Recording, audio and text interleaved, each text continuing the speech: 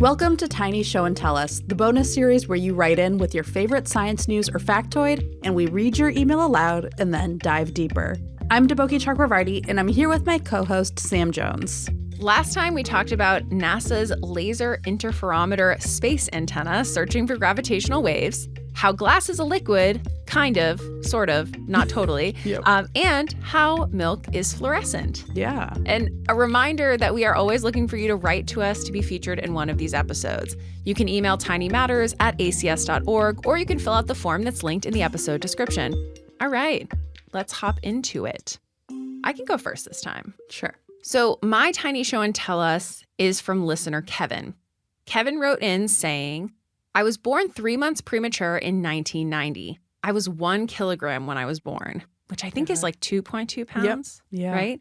So tiny. I know. The reason I was so preemie has always fascinated me. My mother had HELLP syndrome. I believe it's a super rare complication of preeclampsia. Preeclampsia can lead to eclampsia, which can lead to HELLP syndrome. There is so much focus on prenatal care that many people haven't heard of it. Because I was so preemie, I was part of the clinical trials to get surfactant approved. There's so much more I could say, but on to my second fun fact. All right, so I'm now out of what... Yeah. So now it's Sam. Sam is going to tell us things. Yeah, so now it's me again. I'm going to come back to that second fun fact in a few minutes, because first I want to talk about HELLP syndrome, preeclampsia, eclampsia, surfactants, all that stuff. Okay, so I actually didn't know the difference between preeclampsia and eclampsia, but they are both pregnancy-related high blood pressure disorders. In preeclampsia, the mom's high blood pressure reduces blood supply to the fetus, which is obviously very scary. And then eclampsia is when pregnant people with preeclampsia have seizures, maybe slip into a coma, which is, all of it is very scary for everyone. Right. So yeah, both are very serious for mom and baby. How does it happen? We don't really know, which is unfortunately typical for things related to women's health and or pregnancy. But yeah, so Kevin mentioned that his mom had HELLP syndrome. That stands for hemolysis, elevated liver enzymes, and low platelets syndrome. And it's a life-threatening pregnancy complication that is considered to be a variant of preeclampsia. Kevin also mentioned that he was part of clinical trials to get surfactants approved. So surfactants are substances that reduce surface tension in the lungs, which will actually keep the air sacs in the lungs from collapsing, which is really, really important in premature babies who have not had their lungs fully develop. So today there are a bunch of surfactants approved for use in premature infants to prevent something called respiratory distress syndrome, or RDS, which is like, I think, the leading cause of complications in babies that are born prematurely. That's really amazing. That's really cool that he was in a trial. Yeah. And that, it's not cool that his mother and him had to go through what must have been such a terrifying birth experience. But that's really cool that they were able to do the trial and get these, figure out how to help babies in this condition. I know, Sam, I think I mentioned this to you. My dad was also born super premature, and this was in the 50s. I think he was also 3 months premature. Wow. And he was tiny. They actually didn't think that he was alive. It was really an hour, I think, after he was born, one of his aunts or something saw his pinky move and was oh, he's alive. Oh my gosh. At that point, my grandfather, I guess, basically completely took over and was because my grandfather is a chemist, and he set up basically these super sterile conditions to take care of him, because I think this was the 50s in India. I don't think there were really the kind of the neonatal units are they do so much incredible work to help babies in these conditions, and they do so much. And so he had to take a lot of that on because I think my grandmother was also recovering. I don't know if we know the circumstances that caused her to deliver so early, but she was also, having to recover. And so amazing. Amazing that your dad, amazing. Kevin's story is amazing. Your dad's story is amazing. And your dad is, he's you wouldn't look at him and be you were born premature. You'd be yeah, you were born. It's incredible. Yeah. But so I think I think when you hear the stories of how we've figured out how to help preemie babies, it's incredible how much progress we've been able to make. And, like I said, these units that now people know so much more about how to help babies in such a vulnerable place. Yeah. And also to help their parents, because that's such a scary thing to have to go through. And those early days of like, you're just trying to help your baby like survive. Yeah. I think it's incredible that Kevin was able to be part of that. I know. It's amazing, Kevin. Thank you for sharing that. And also, like, how cool that you were part of a trial that ultimately led to, a bunch of surfactants being approved, right? Yeah. Like pretty early days with surfactants. And you're here and you're writing into us. So excellent. Yeah. I want to get to Kevin's second fun fact. So Kevin wrote, actually, my favorite random science fact. Did you know iron is not the only oxygen-carrying metal used in blood? Horseshoe crabs use copper, and so their blood is blue.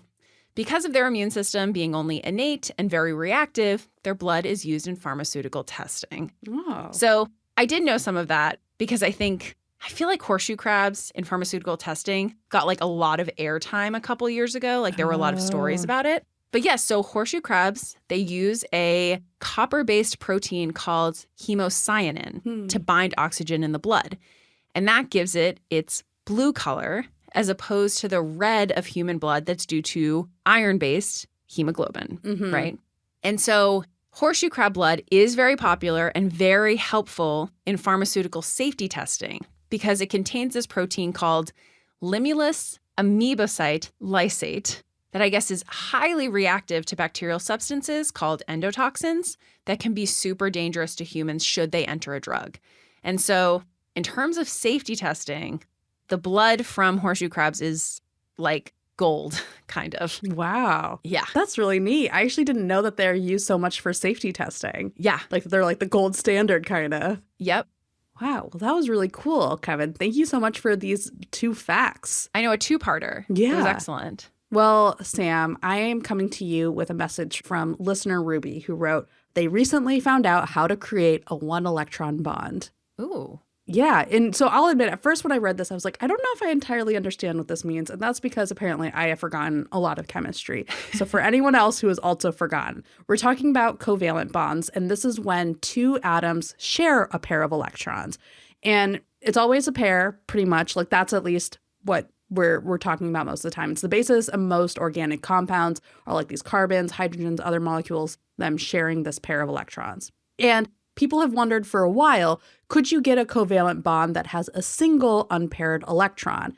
So this was the result of a proposal from Linus Pauling, who was a chemist early 20th century. In 1931, he argued that this kind of bond would be possible, but it would probably be weaker than our like paired electron covalent bond because it's not as stable. One of the problems is that if you get a bond that's not as stable, that molecule is going to be more reactive. So it's going to be harder to study them. So people have been wondering like, hey, can we actually observe a single electron bond? And they've been observed, but they haven't been found in molecules that involve carbon and hydrogen. So scientists have been trying to figure out, well, could we find a one-electron bond between carbons? So recently, researchers at Hokkaido University found a single electron bond between 2 carbon atoms and in a fairly relatively stable covalent bond. They did this by doing a bunch of chemistry. So they looked at a molecule called hexaphenylethane, or they looked at derivatives of it, because apparently these molecules are like, they have a part of their structure that's like kind of able to stabilize this type of bond. And so in particular, like what they know about these molecules is they have a pair of electrons in a covalent bond between 2 carbon atoms, and that those electrons, I think, are like pretty stretched out. And so they put this compound through an oxidation reaction with iodine, and then the result were these dark violet crystals that they could study with X-ray diffraction and other different tests. And they could see that the carbon atoms were really, really close to each other, and close enough to suggest that they were actually sharing a single electron. And so from there, they did a bunch of work to confirm that that was the case. Whoa. Yeah. Very interesting. I also, I was thinking, how would you go about ever figuring that out? It's so, it's the originality in design is pretty impressive. Yeah. And I think it's always this part of chemistry is the part where I have to remember where to start to stop thinking, where you're I have to accept that this phrase makes sense and like not ask too many more questions. Like science is all about asking questions, but then sometimes you ask too many questions and the thing that you understand slips out of your brain. Yeah. And this is where we are with this chemistry, where it's like really cool. And also like I have to just like hold on to the parts that I understand because otherwise it's so complicated. It's so slippery, but it's really neat. So thank you so much to Ruby for sharing it, because now I'm like, yeah, one electron bond. Right. That's neat. I couldn't find, I'm sure there are like potential applications. So when I was looking up these results, I was kind of curious about whether or not like we know what the application for this is. And mostly the applications I saw were about like understanding more parts of chemistry. So I don't know yet like what we'll do with this knowledge, but I'm really curious because it's true. Like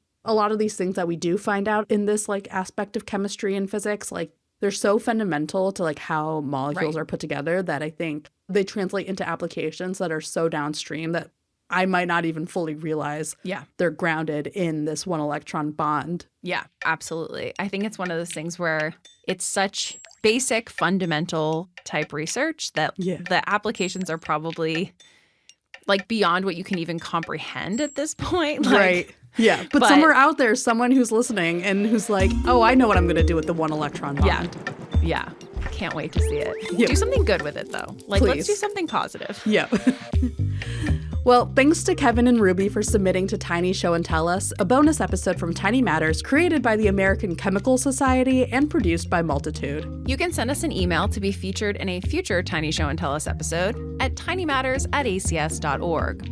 Or you can fill out the form that's linked in the episode description. We'll see you next time.